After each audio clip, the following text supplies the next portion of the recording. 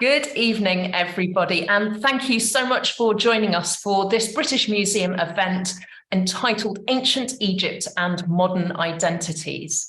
It's in conjunction with the British Museum exhibition, which is currently on and continues to be available for you to go and visit in London until the 19th of February, all about hieroglyphs.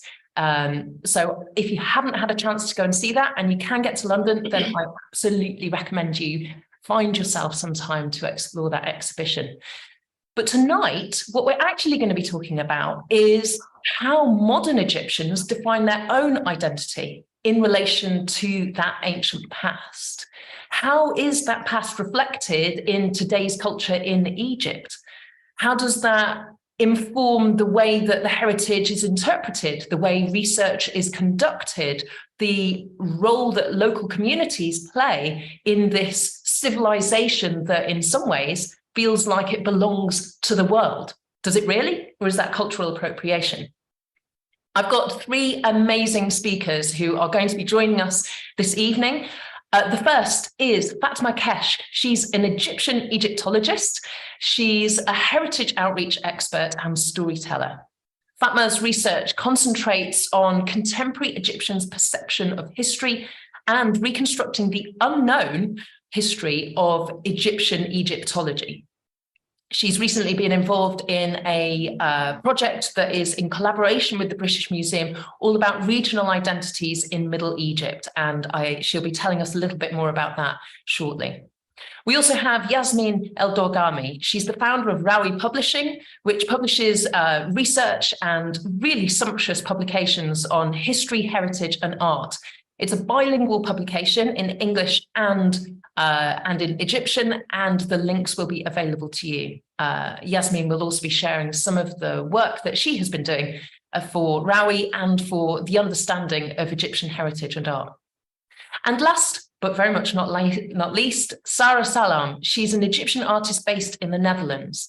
Her research-based practice includes photography, film, writing, voice narration, archival interventions, and handmade books.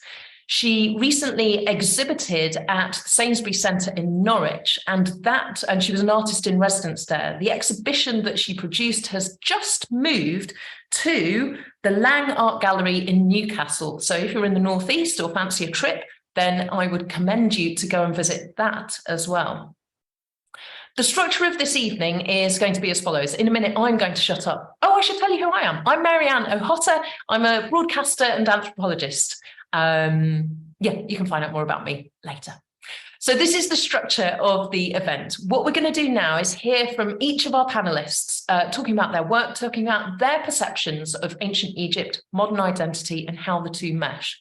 And then we're going to open out to a panel discussion where we can talk about some of the themes and issues that come up in each of the presentations.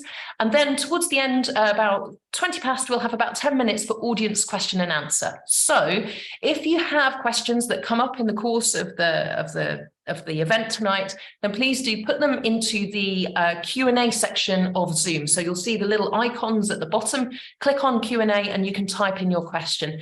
And the amazing Vicky at the British Museum will be curating those and be able to share them with me so I can ask them for everybody. If you're watching live on YouTube, then again, you can use the chat function and those questions will come through to us. So I hope that we will have enough time to get to your questions. So please do send them in. What happens next is, yeah, exactly what I say. I'm going to shut up and I'm going to invite Fatma Keshk, Dr. Fatma Keshk, to share with us some of the information about her research in Egypt with particularly local communities. Fatma, thank you and welcome. Thank you so much, Mary-Ann, for this introduction. It's a great pleasure to be with you all tonight. And thank you so much for the invitation. And I'm so excited for our discussion.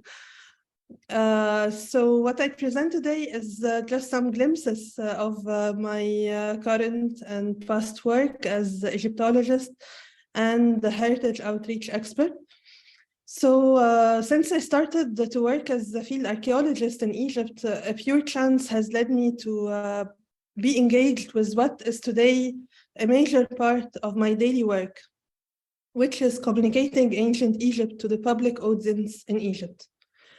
My encounters with a variety of local communities living around archaeological sites almost all over Egypt made me realize from an early stage of my career the ways in which the perspectives of Egyptians today about ancient Egypt are so different. So different from a place to another, from a generation to another, from a year to another, and so on and so forth, which encouraged me more to explore these perspectives and connections, including my own perspectives. A repeated incident of my workshops with different groups of the young audience was to easily notice how quickly they can all draw on paper the three pyramids of Giza. As soon as I asked them to imagine something they recall when they hear the word Athar, which is the Arabic word of antiquities. This incident, repeated many times, encouraged me to try to expose these groups of the young audience to different narratives of ancient Egyptian heritage beyond the pyramids of Giza. At this moment, I could then discover the strong potential of the local ancient Egyptian heritage in each and every place where I got to work in, from South Sinai to Aswan to Asyut to the Delta. My latest projects in the past few years with many dear colleagues and with different institutions, including the British Museum. Since 2018, we produced a story called The Story of Shub, which tells the story of a very ancient site and very ancient capital of Middle Egypt in Asyut, in a fiction way, through telling the story of a young girl from the village who explores the heritage of her own village. And this was in the framework of the British Museum Asyut project.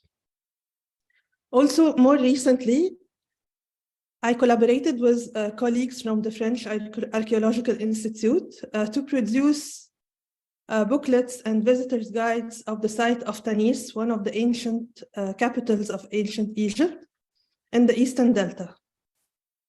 And on the occasion of the bicentenary of the decipherment of the Rosetta Stone, I organized a workshop in collaboration with the National Museum of Rashid, where the perspectives of the children about the decipherment, the ancient Egyptian language, the inscribed objects are now displayed at the hieroglyphs exhibition currently taking place at the British Museum. An accumulation of these long years of engaging with large groups of the Egyptian audience led me thus to understand the necessity of putting more effort in communicating our research as Egyptologists to the wider audience in Egypt through clear and simple Arabic language. And hence came the idea of my monthly lecture series, Egyptology بالعربي, since 2020. It's so obvious to me by now to see how my own research as Egyptologist is always attempting to find the links between ancient and modern Egypt. Through ethnoarchaeology, for example, to better evaluate the cultural transmission from ancient to modern Egypt, or by exploring and studying the history of Egyptian Egyptology, or more recently by exploring the history of Egyptian workforce in archaeology. All these topics make me discover a true living connection between ancient and modern Egypt. To sum up, I would like to note that ancient Egyptian heritage is so alive today. And the connection of today's Egyptians with this heritage is, in my opinion, very complex. And it's a very complicated matter to judge it or describe it. Therefore, I personally choose to keep exploring these connections through real daily encounters and different projects taking place on the ground every day. Thank you so much. Thank you very much, Fatma. That's fantastic. We'll be picking up some of those ideas and details shortly. Next, I'd like to invite Yasmin El Dorghamy to tell us a bit more about her work with Rawi Publishing. Thank you, Mary-Ann. Thank you, Vicky, for inviting me to this very interesting discussion. I'm very happy to be here. About me, I publish Rawi, an annual periodical focused entirely on Egyptian history and heritage. Rawi means the storyteller in Arabic. I started it in 2010, and over the years, it's changed a bit in format. The first 7 editions were of a general nature, where we'd have different sections showcasing the diversity of Egyptian heritage. But then starting with the 8th edition in 2016, we changed and started taking a thematic approach. Rawi doubled in size and at the same time focused on only one subject, covering its entire history, both chronologically and thematically. And this format allowed us to gain deeper insight into the topics we study and into issues such as identity and continuation in culture. The first thematic edition, okay, here we go. The first thematic edition was on modern Egyptian art. This is 2016 one. And although modern Egyptian art is, well, by definition, modern, and we always start telling its history around 1908, when the Faculty of Fine Arts was established. It's interesting to look at the subjects that the pioneering generation of artists chose to emphasize in their work. And it becomes quite clear that they really want to emphasize their Egyptianness, and a lot of their paintings, such as this one by Raghib Ayed, or this by Mohammed Nagy, they focus on the Egyptian, showing the countryside, the Egyptian peasant, the fallah. Why fallah? Because the fallah is considered, and the fallah are considered the purest form of the Egyptians, who changed very little. This was what they believed, that they changed the least from the time of their ancient ancestors. The edition after that was on cinema. And again, it was interesting to see the subjects that the pioneering generation of filmmakers also chose in the early days of Egyptian cinema in the 1920s. We don't see that much of ancient Egypt. We don't see that much of that emphasis on Egyptianness that we see in modern Egyptian art. This film, Cleopatra, Amina Riz and Badr Lama, is a rare example. And I think this is more Hollywood influenced than something that comes from within. This is a subject that can be debated for hours, so I'm not going to get into why. But I think it's possibly because Egyptians were very dominant in that field, and maybe that just wasn't something they needed to assert. But it will be interesting to discuss it at more length. The 2 editions after that covered a much longer time span. And so this table here, it just shows the enormity of the time span that we had to cover in our following edition on food and the one after it on costume. And the challenge here was not just that the time span is so long, also the inconsistency of information from the different time periods. So with the food edition, we're trying to tell the history of food, what Egyptians have been eating and drinking for the past 7,000 years. We may have a lot of information from ancient Egypt, but then it starts to get spotty and inconsistent after that. And this is a common pattern actually with every topic we tackle. And it shows how much the world is more interested in ancient Egypt than the rest of the country's history. So in 2019, we produced this edition on the culinary history of Egypt. And of course, we were asked a lot about continuity. What are the recipes that we eat today that originate in ancient Egypt? And there isn't that much that we can say with confidence, unfortunately, because we don't have that many recipes left to us from ancient Egypt.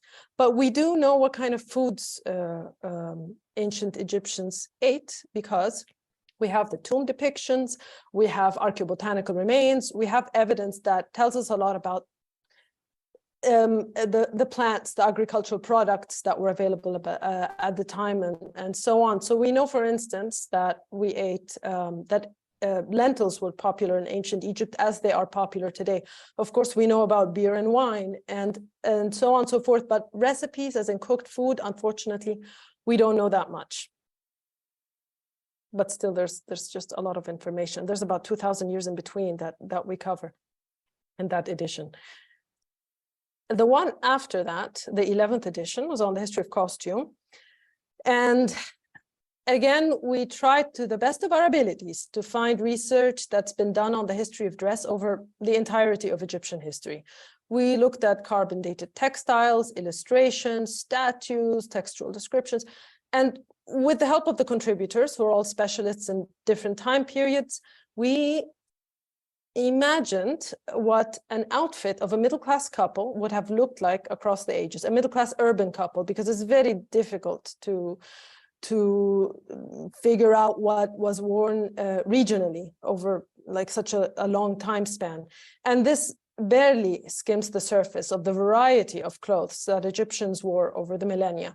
But one thing we know for sure is that there isn't that much continuity, because, well, clothes changed drastically, the structure and the tailoring. And one thing that we used for adornment at the time that we still use now is kohl, though, so the eyeliner. And we used it for its antiseptic properties then, and we still do that now.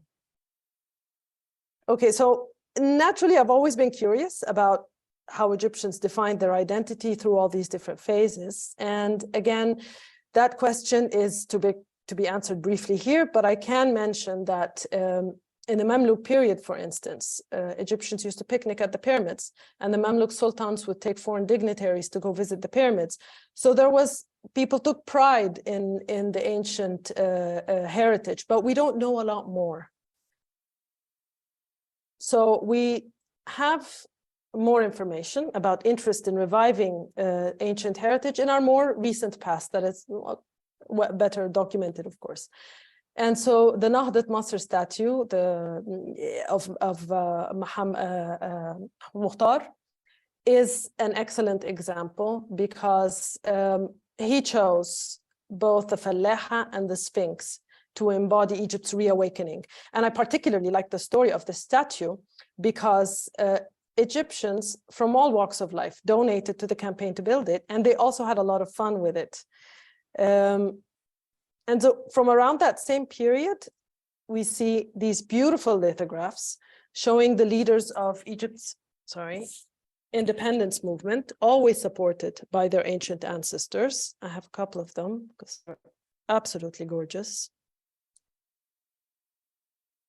And then after that, even in the 1950s, with Abdel Nasser and his pan-Arab nationalist movement, we still find ancient Egyptian references used in company logos, and of course the Cairo Tower here, which is shaped like a lotus flower, and then later in coins.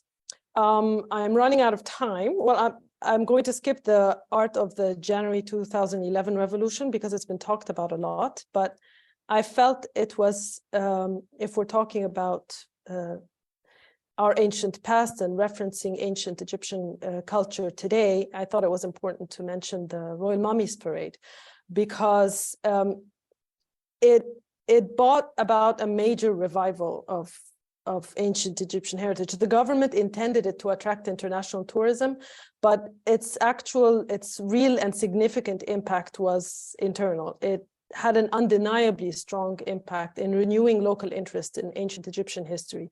So I thought I would include it, and I don't want to take too long. So oh no, you please finish, Yasmin. Yeah, this is fascinating. This is it. Thank you very much. So tell us a little bit more about those images, those final images that we were looking at. What is that event? The mummies that were in the museum in Tahrir were moved to the National Museum of Egyptian Civilizations last year, in 2021. And it was a huge procession, and the president actually personally received them at the National Museum of Civilization one by one in custom-made cars that you can see here. The music that accompanied it, the choreography, the scenography, it was a grand event, and it actually, it was quite well done. And the next morning, as I was going to work, I had all sorts of people, because people know that I work in something related to heritage. I had all sorts of people asking me questions about Nefertiti and Tutankhamun, people who had never had any interest in Egyptian history. suddenly had an interest in what I do and the things that I like. And so it really had an amazing impact. Initially they wanted all of this. I think the government was gearing this more towards a foreign audience to promote tourism, but I think everybody was very happy that it had a stronger impact internally. And from the perspective of, as a heritage expert, when you're looking at those images, I mean, they're very visually arresting. Are they accurate, or are they more dealing with perhaps stereotypes with pastiche, or is that, legit? It's okay. They don't have to be accurate. It's a parade. There's a lot of artistic license when it came to the clothes, but it was visually quite beautiful. And I personally wasn't offended by any inaccuracies. That's not what it's meant to do. Okay, great. Thank you so much, Yasmin. We will, as I said, pick up many of these themes shortly. I'm going to now invite Sara Salam to talk to us a little bit more about her work as a multidisciplinary artist, reflecting on these issues of Egyptian identity. Sara. Yeah, thank you, Mary-Ann. It's a pleasure to be here and to present my work in the context of the British Museum. Also, it's really a privilege to follow Fatma and Yasmin's presentations, because they really set the whole context very nicely. Just starting with the idea of, like what Fatma was saying, this complex relationship that Egyptians have with their past, and looking at all of the different influences that Yasmin brought into the conversation, I think already sets the stage. So I chose for my talk today the title on meeting my ancestors inside museums, as a way of framing an angle through which we modern day Egyptians form our identities in relation to the past, and how the museum space sits in the middle as a channel in a lot of times. So the first photograph is a self-portrait that I took in 2017. It was after I had immigrated. I left Egypt and I now live in the Netherlands. And to me, my interest in ancient Egypt really started when I left Egypt, and I started reflecting on my experiences growing up there, and trying to identify what is it that I miss about home, and in my journey of creating another home outside of Egypt. And one of the things that I really think is at the center of my work is looking at the many influences, Western influences, local influences that shape our imagination when we think of the ancient Egyptians and the ancient Egypt in general. So this self-portrait in a fake pharaonic studio in Cairo, to me represents how we internalize this imagination, how like what Fatma was also describing, how children immediately draw the pyramids as a first instinct, even though myself I drew the same images, and I didn't visit the pyramids until I was maybe 22 or something like that. So it's really interesting how we shape our modern identities within, it's not in a vacuum, it's not just happening in Egypt. There are a lot of these influences, and one of the spaces where we encounter ancient Egypt the most, especially our ancestors, is the museum space. So when I started searching for Egypt outside of Egypt, I started immediately ending up in museum halls and across European cities.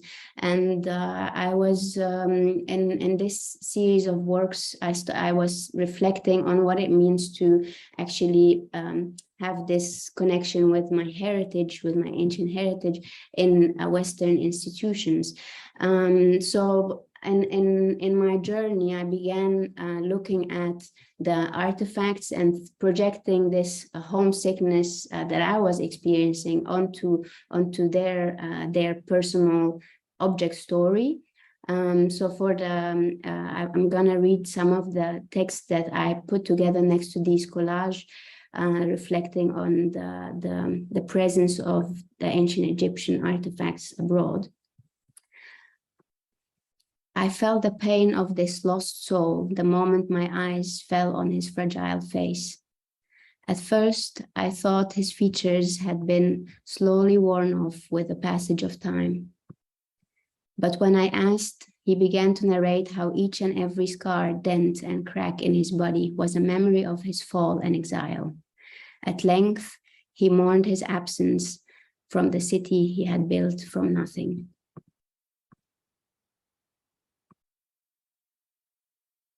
I heard the soft pleas of my ancestor echoing in the museum hallways.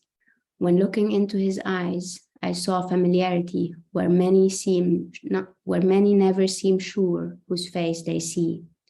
Even whoever bought him in an auction for 200,000 euros did not know how much he has been missing the warmth of the Egyptian sun on his granite skin.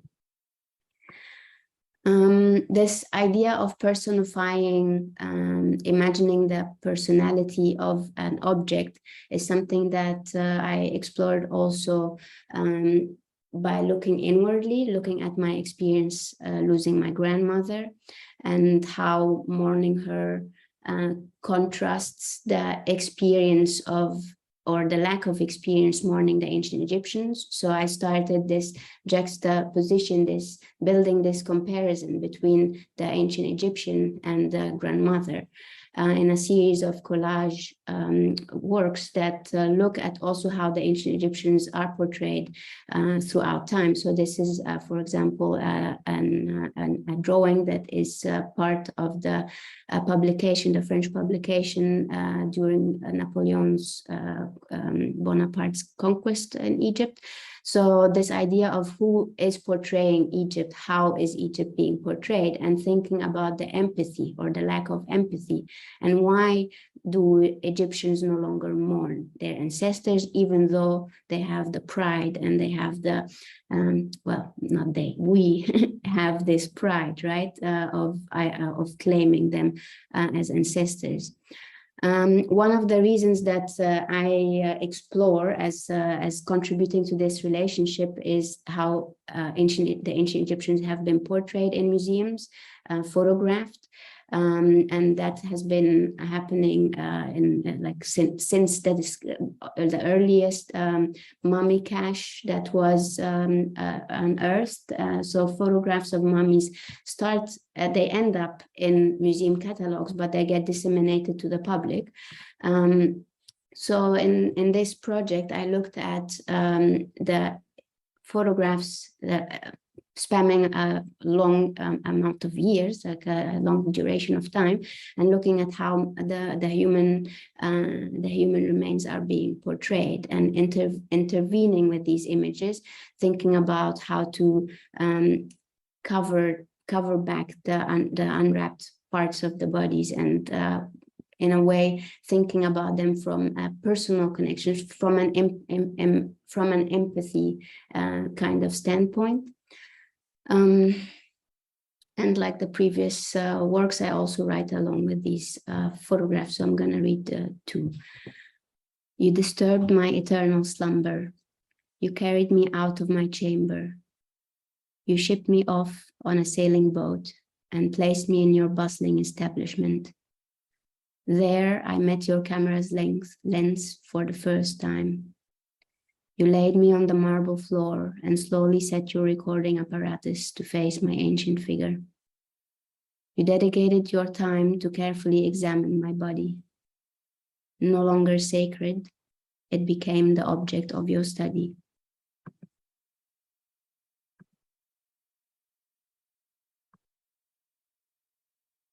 You did not spare my child. How difficult it was to see you finding him. You opened his coffin after I had tucked it away decades ago. the agony I felt when you held the child I mourned for so long. My heart ached when I saw you taking off the wrappings that I rolled around him in tears. If only I could rush towards him, covering him with my own linen and bury him once again. Oh, the sorrowful sight of his fragile body lying in front of you, bare and naked. Just the last thought that I had was this idea of the linen and the delicacy of the linen. And these photographs, the last photographs, I designed a book that encloses them, and then it's covered in linen where the reader would have to open the linen, cut it open to experience this archaeological intervention. So in a way, embodying that act. And while thinking of that, I thought about my experience at the British Museum and how I have only been able to make these 4 photographs of a displayed ancestor of mine that is in a cabinet there, and thinking about the relationship that Egyptians currently have with their heritage being framed in the repatriation requests of the Rosetta Stone from London, the Nefertiti from Paris, from Berlin, and the Zodiac from Paris, if I'm not mistaken. And thinking about this reclaiming the statues, and why are we not asking at our top priority for our ancient Egyptian ancestors for their return? So that's a question that keeps me wondering for a while. That's it. Thank you. Thank you so much, Sara. I'm going to invite all my panelists to now unmute so that we can talk freely mostly between the 3 of you, frankly. Sara, let's stick with that idea for a moment, about this idea. I mean, it comes up, it feels like it's a bubbling undercurrent, not always particularly an undercurrent at the moment, about repatriation, about this notion of decolonizing museums, of changing that historical power imbalance between the subjects, perhaps, of research, the places where the artifacts are extracted from, and the places that then claim some degree of ownership. Talk me through how your work as an artist, how your research informs, I guess, your personal perspectives, and how much you think attitudes are changing within perhaps Western institutions, but also for Egyptians. Definitely attitudes are changing, and I think criticality is increasing. And I have to say that the centenary of Tutankhamun's tomb discovery has been a spark for a lot of these controversial discussions. I think museums are rethinking and reshaping their spaces, thinking about how they could also participate in this reframing of ancient Egypt, as they sit in a very powerful position as an intermediary, right? Like I really think it's a challenging position. So I'm very glad, for example, that this conversation is taking place within this really large institution. So I think definitely there are changes happening, and people are being more critical. It's more that I also think that the conversation should continue to expand to include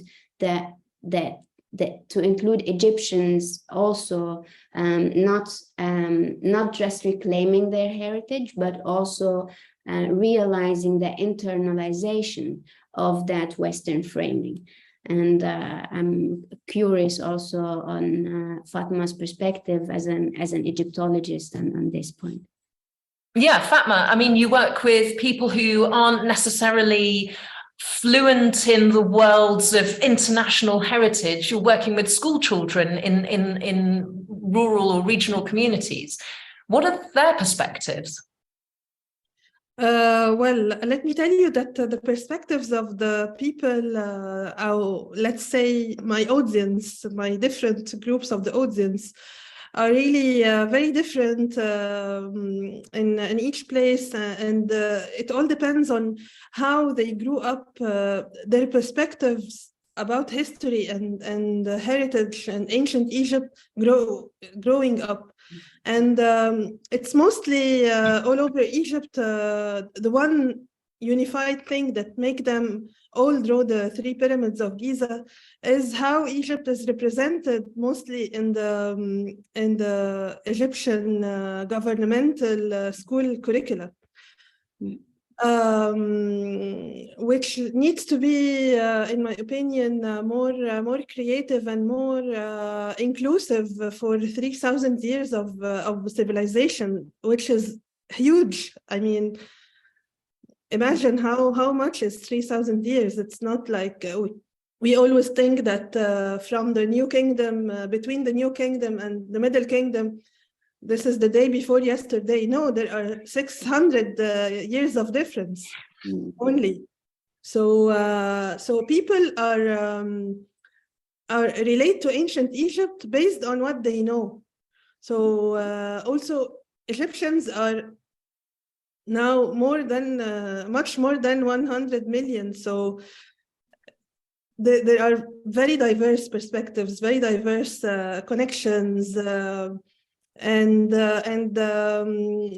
What always fascinates me that each time I discover something new. I mean, it has been since 2007 that I meet with local groups around Egypt, and I'm so lucky that I have been to all these places until now as archaeologist and as heritage outreach specialist. So this is really very different, and I discover something new and I learn something new every day. And my approach is always that it's an exchange. It's not because I studied this as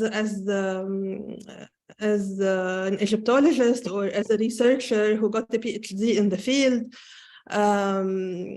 that I know more. No, I always put myself not at the same level, but I put myself at a level of exchange and conversation, which makes me discover things in the conversation and how they relate to this or that site, how they relate to the pyramids again, what are the names of the kings they know.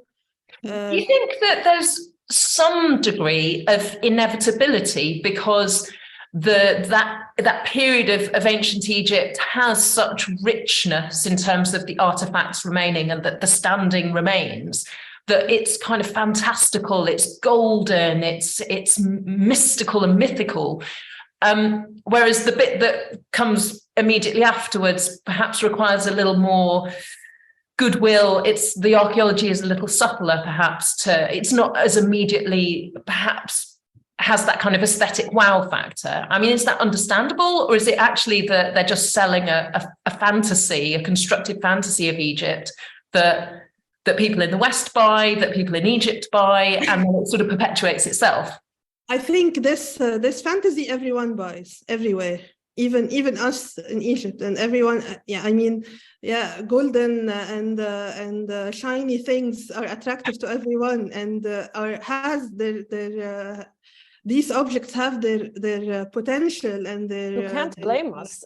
Exactly. So sorry, I think that we need to also go back in time and see when and how they became these exotic objects of wow, you know, like that. And I think we don't have a lot of knowledge on how was the relationship between the locals and these gigantic monuments before Napoleon's time, and like thinking about the let's say, the ancient Egyptian object before it becomes an artifact, before it was called an artifact? How was it lived with? And this distance, like there was no this looking at the monument, I think. And I feel that this distance between us looking at the object, standing in a museum, standing in front of the statue itself, and looking at it with this gaze, I think it really needs to be placed in its context as a way of analyzing it, and not just looking now at who and that we are looking at it because it's beautiful, but how did we decide it's beautiful? I think that also sits in history.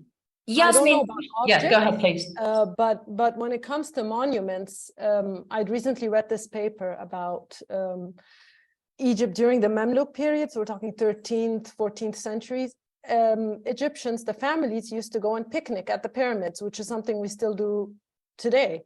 And also the Mamluk sultans would take foreign dignitaries to visit the pyramids, so they showed them off. So Egyptians did have a respect, I guess, we can, an admiration for the pyramids, and the ethnically Egyptian, but it's still noteworthy. It still says something. That they took pride in the pyramids and they showed them off. Yeah. Would you say overall that modern Egyptians are somewhat erased by the fame of ancient Egypt, or are they uplifted? Is it a source of national pride? Fatma, you're shaking your head. Of course, they are uplifted all the time, and it in my experience and in my what I can see and what I can tell, ancient Egypt is most of the time a source of pride for Egyptians until now. This is for me, no question. And a source of strength as well. It's empowering. When Egyptians are most hopeful, you start to see the ancient Egyptian symbols start to come out in the art. Like with the lithographs from the 1920s that I showed, this was when the Egyptians were feeling hopeful about their independence. Or in 2011, during the revolution, you see these ancient Egyptian symbols uniting Egyptians of different faiths and different regions. Now, it's always been a source of power. Yes, and let me add also that the ancient Egypt, especially, I'm happy that Yasmin brought up this statue of Mahmoud Mukhtar of Nahdat Masr, because this came in a moment of history where the Egyptians are recalling their ancient heritage to unify them. So as Yasmin just said, I rephrase what she said, in that the ancient Egypt unified Muslims, Christians, all kinds of Egyptians from all colors, all beliefs under one umbrella. Let me say this, in a time after the fall of, this started already, we can say in 1919 or a bit earlier, after the fall of the of the Ottoman Empire, and after the end of World War I. So this is a historical moment that cannot be missed, that also showed the historical moment of Egypt in the history of the world at that time. It's not true that the Egyptians started to explore or to rediscover their ancient Egyptian heritage later. No, as at all stages, and also about this stage of the Napoleon expedition, or if the Egyptians explored their monuments before, like Yasmin mentioned, the picnics in the Mamluk times to the pyramids. So the pyramids were seen all the time. I mean, how can you hide these gigantic buildings? So but when people talk about, writing, yeah. But when people talk about the history of Egypt, they're not normally thinking about the Mamluks, are they? They're thinking about Tutankhamun and, you know, Nefertiti and Cleopatra. Unfortunately, because they left a fantastic heritage, the Mamluks and the Fatimids, but all of the funding goes to the Egyptologists and all of the attention goes to the Egyptologists. It's understandable. But yeah, and then when I start to work on topics like food or costume or medicine, which I'm working on now, I find a lot less information after the ancient Egyptian, what we call the ancient Egyptian era ends. That the ancient Egypt is 3,000 years. It's a very long time. Yeah. I wanted to add another angle to Fatma and Yasmin's answer, because your question on the relation or like the erasure of modern Egyptians by ancient Egypt, I think both their answers was focused on how the situation is within Egypt, right? Like that it's empowering, there is this connection and so on. But I think there is a different answer also from what it, like if we look at your question on outside of Egypt, I would say definitely modern day Egyptians are excluded from a lot of representations. And let's think about film culture and how ancient Egypt really, in order to build this fantasy of ancient Egypt, there needs to be an erasure of contemporary Egypt, so that the pyramids appear in the middle of nowhere, and not that they are really close to a living district where our people are just living normally. And it needs to have this fantasy of the large desert plains, the archaeological adventure kind of story that everyone could have. So this exoticism, I think, requires the erasure of modern day Egypt outside of Egypt. It's different in Egypt, but I would say that's another aspect to your question that comes to my mind. I had a moment the other day. I mean, I thought kind of if you sat me down, and I don't know, I wasn't being particularly critical, I'd draw the pyramids and I'd draw some camels, and then I discovered that camels weren't even in Egypt at that time. I was like, oh no, I'm doing it all wrong. I'm playing you know, stereotype Egypt bingo here. I'd probably draw the same picture. Sara, how's your experience informed by the fact that you no longer live in Egypt? And Yasmin, you weren't born in Egypt, but live in Egypt now. How is the experience of the Egyptian diaspora informing this? How is it changing things? Yasmin, please go ahead first. Well, I actually was born in Egypt, but I grew up abroad, traveling between many different countries. And my mother especially really made an effort to connect us to our roots. And there was this story that I had mentioned to you the other day. When I lost my first tooth, my milk teeth, when I lost my first tooth, I went to my mom and I told her I was going to put my tooth under the pillow for the tooth fairy. And we lived in Europe at the time, and she was like, "What tooth fairy? We don't do the tooth fairy." I was like, "What do we do then?" And she said, "Okay, come with me to the balcony." And so we go out to the balcony, and she says, "So you look at the sun and you say, Ya Shamsi, Ya Shamsi, khudi sinnat al-humar wa hadi sinnat al-arusa," which means it's like a poem that you say to the sun. Sun, oh sun, take the tooth of the donkey and give me the tooth of the young maiden. So I had that memory in the back. Oh, Egyptologist, and she was talking that still. are we losing Yasmin there a little bit? Oh no. Oh no. Oh, Still? are you back? I can hear you.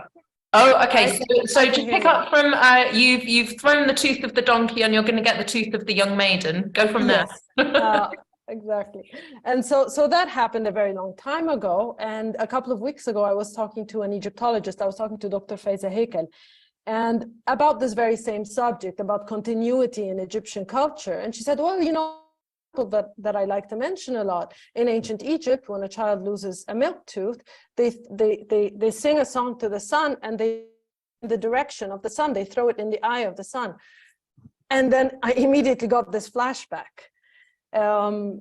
So yeah, my mother really made a strong effort to teach us about our history and to keep us connected in ways like that. And the more I learn through Rawi, the more I get flashbacks like this, many others. Brilliant, thank you. Sarah, let's just pick up on your experience as part of the Egyptian diaspora. And then just a reminder to our audience members, if you do have questions in mind, please do pop those into the chat and I'll come around to and pick up some of those just in a moment. So Sarah, how the diaspora, how being a member of the diaspora informs your work? You're outsider, you're insider, you're artist, so you're celestial and transcendental anyway. Yeah, no, it's just, I think it's really like the distance really creates a space of reflection, and I think just being, I think this experience of not being an outsider, not being an insider anymore, puts you in this liminal space. There is tension, and I think it makes me question often my previous experiences, my current experiences, and I'm often also thinking about my my own upbringing. I really think that this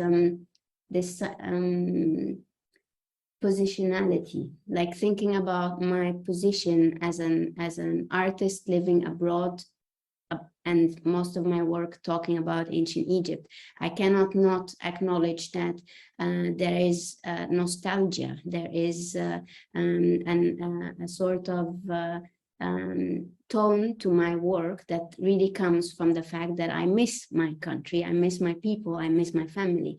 And I think this gives me also a specific lens through which I look at my heritage. So I think most of my work really explores this emotional connection to the past, while being very critical about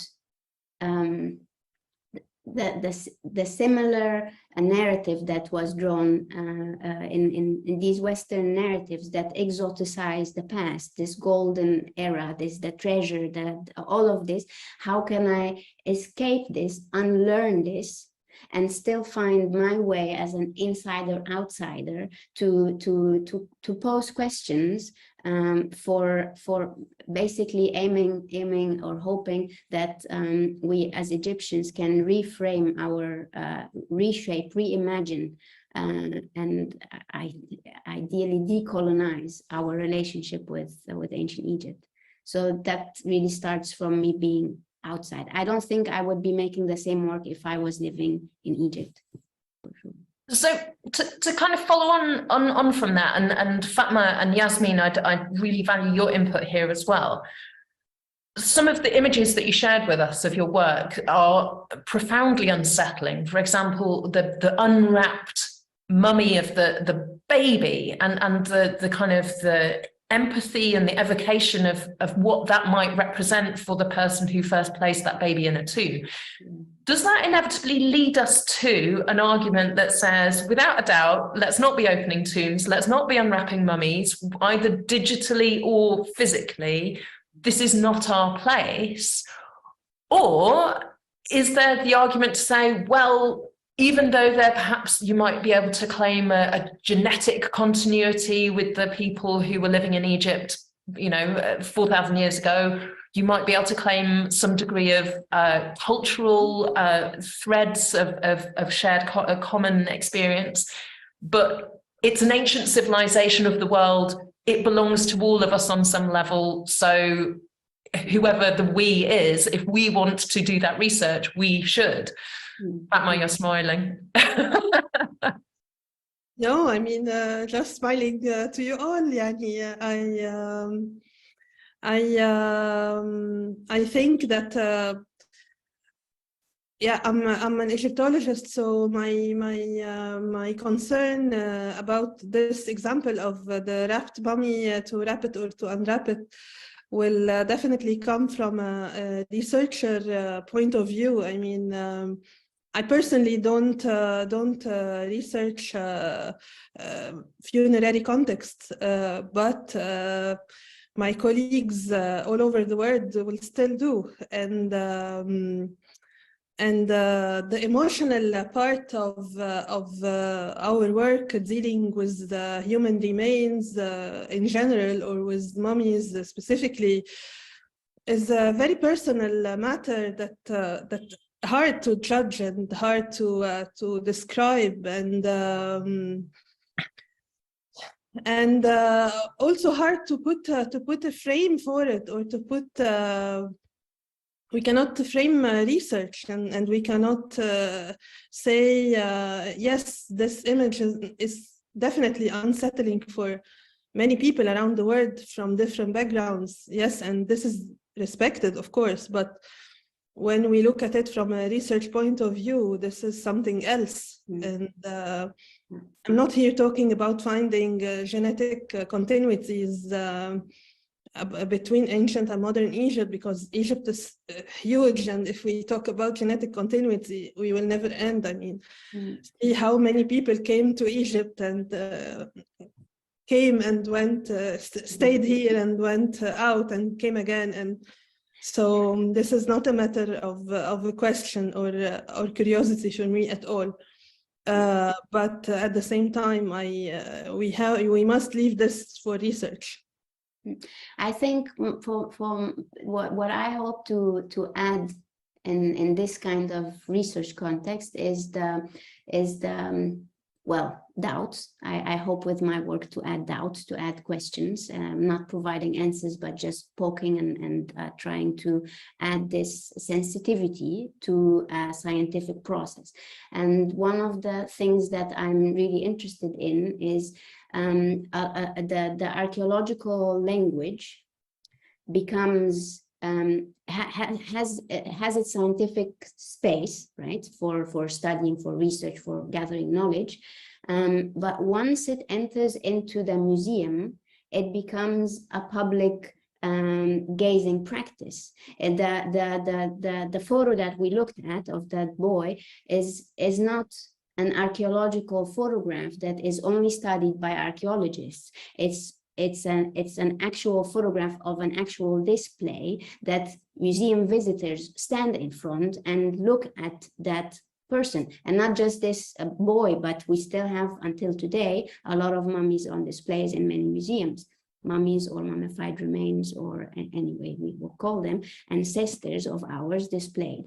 And the archaeological language within the scientific realm is something, and within the public realm is another thing. And without this sensitivity, I think we bridge the two, and then we as public and also people who claim them as ancestors, our experience is framed through the archaeological gaze, because it's placed in a museum, a public experience. So that's like where I like to play kind of with my work.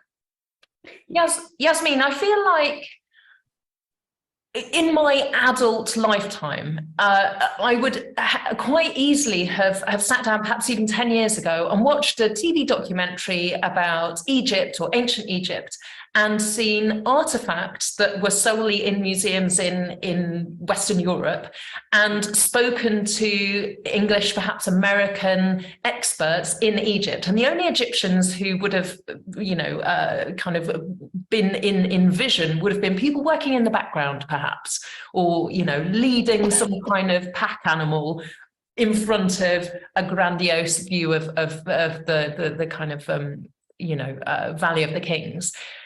Things have changed, haven't they? Yasmin, what do you think? They definitely have. I mean, I'm happy to be also, there aren't that many publishers, Egyptian publishers of Egyptian history and heritage, who sell their publications outside Egypt. So that is also something that I myself have considered to be very important. But definitely this sort of thing is diminishing. It's improved. Things are improving now. I have very mixed feelings about the whole mummies thing. So yeah, tell me about, yeah, go on, share with us, because it's not straightforward, is it? I mean, there's lots of conversations about co-producing archaeological research, about co-producing knowledge about the past, but it fundamentally comes down, I think, often to a question of, well, who has a say over who these people are and were and what they mean to modern communities? You know, I mean, Sara says they're my ancestors. Are they my ancestors because I'm a person of the world? Do I get to say? Were their conceptions of life and death and what would or wouldn't have been appropriate in terms of the display or handling of their bodies or their remains or their sacred artifacts? Do we use those as our kind of golden rules, or do we use our own sensibilities? I don't know how we navigate that. I mean, and it's not just an issue, a challenge for artifacts and material from ancient Egypt. It's true of all of historical periods, right? I've personally never been very comfortable with the display of the dead. But when it comes to unwrapping and scientific inquiry, unwrapping the mummies for scientific inquiry, that is where I have mixed feelings, because on the one hand, I feel like they wouldn't. On the other hand, I want to learn more about them, their lives, the diseases that they suffered from, their average lifespan. There's so much to learn about them and about the history of Egypt, and that it needs, well, the mummified persons, which I like this new term, the mummified persons actually need to be physically handled. And so, that's why I kind of have mixed feelings about it. I'm curious and I want to see them, but at the same time, I feel like that it's wrong. It's good that we're discussing these things. These things were not discussed so openly and so critically not too long ago. So at least this is a healthy starting point. Fatma, do you have conversations with youngsters where they go, how come the Rosetta Stone is like a few thousand kilometers away? How come this bust of Nefertiti isn't in Egypt? Does that kind of conversation come up, Fatma? In my workshops, very rarely. It comes out, from in sometimes in normal daily life from colleagues, from family, from friends. Yes, of course. Not that often, but it comes up, of course. For me, this in my workshops or lectures or different encounters with the public, with non-specialists. To be honest, I don't go to these discussions of repatriation. I care more about raising awareness of what is ancient Egypt, what links us with ancient Egypt. Why are these 3,000 years so present until today? And I'm personally curious about this, although I might have already studied this to a certain extent. Yeah, I need to learn every day something new, of course.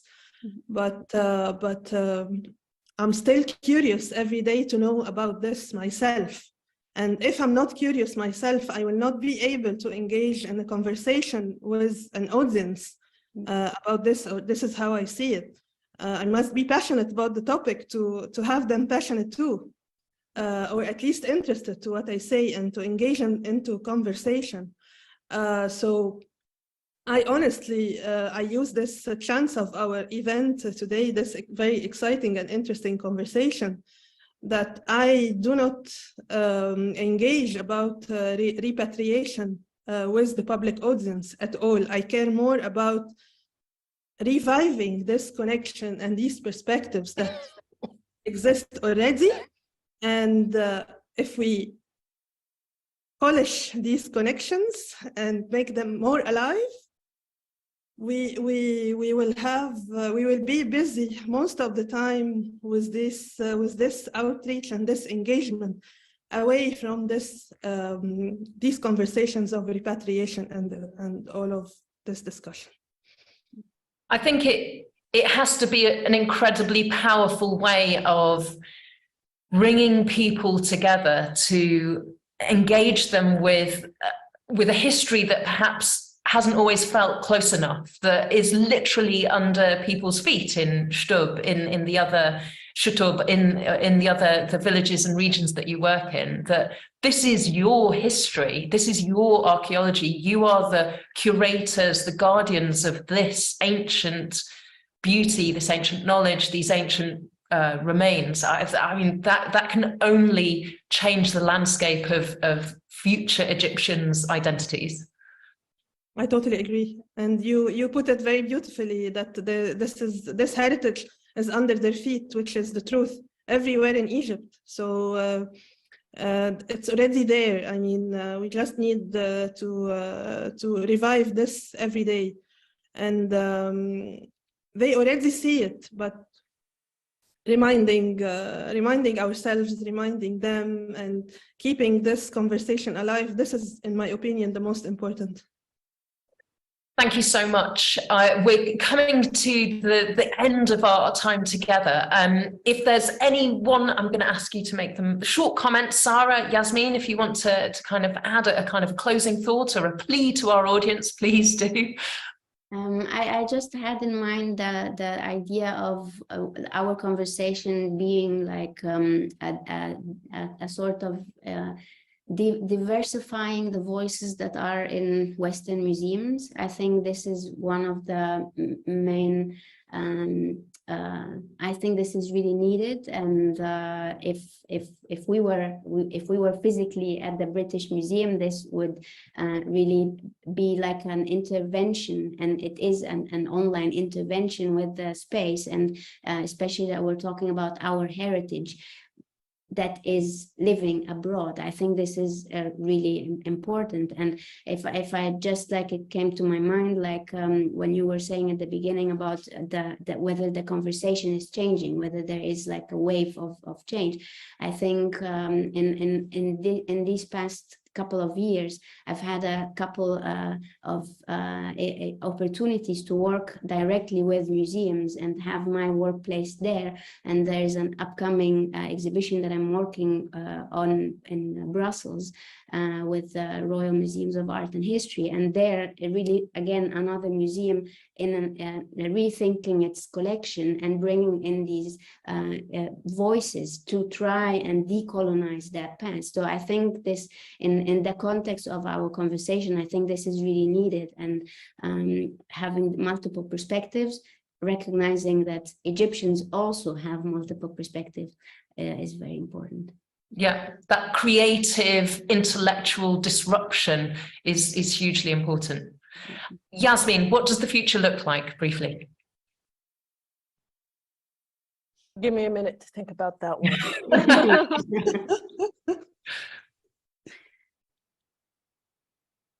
Let's go to Fatma. Well, audience members, lovely audience members, we did finish a little bit, sorry, we started a little bit late, so we are finishing a little bit late, but I will wrap up now. And I've tried to incorporate the questions that came in into our conversation. So I didn't interrupt to kind of say one of the speakers on YouTube has asked this, but hopefully some of the conversation will have covered some of the points that were of interest to you. I want to just leave you with links to find out more from our speakers. These are going to go into the chat as well. If you want to find out more about Sara Salam's work, about upcoming exhibitions, or the details of the Lang Gallery that has her exhibition in Newcastle at the moment, head to her website, sarasalam.com. For Fatma's work, heritage outreach work, head to Facebook. They have a page, The Place and the People. So that's The Place and the People on Facebook, and you can follow the updates and get involved with those conversations there. And for Yasmin's work with Rawi Publishing, head to the website rawi-publishing.com. There's lots of digital articles on there, very sumptuous, very well researched, very diverse in terms of perspectives, and all free and accessible for you to read, which is super awesome, and published in Arabic and English. It leaves me just to say a huge thank you to our three speakers, Sara Salam, Fatma Keshk, and Yasmin El Dorghamy. And thank you to the British Museum for creating a space for us to have these disruptive, challenging, provocative conversations. Thank you to you, the audience, for joining us, and hopefully we've given you lots to think about the next time you head into the British Museum, or perhaps any other museum or gallery space. Perhaps some of these conversations, some of these challenging ideas will sit with you, so you can be reflexive and critical about your place in history, about the role of the artifacts in front of you, the role of museums, and we can all get stuck into what will, I think, probably be quite a few years in the future about really getting to grips with the legacies of the past and what we actually want the future to look like. So I'm going to leave it there. If you've enjoyed this conversation and you want to watch it again, or perhaps share with friends and family, then it will be live, not live, it will be free and accessible on the British Museum's YouTube channel.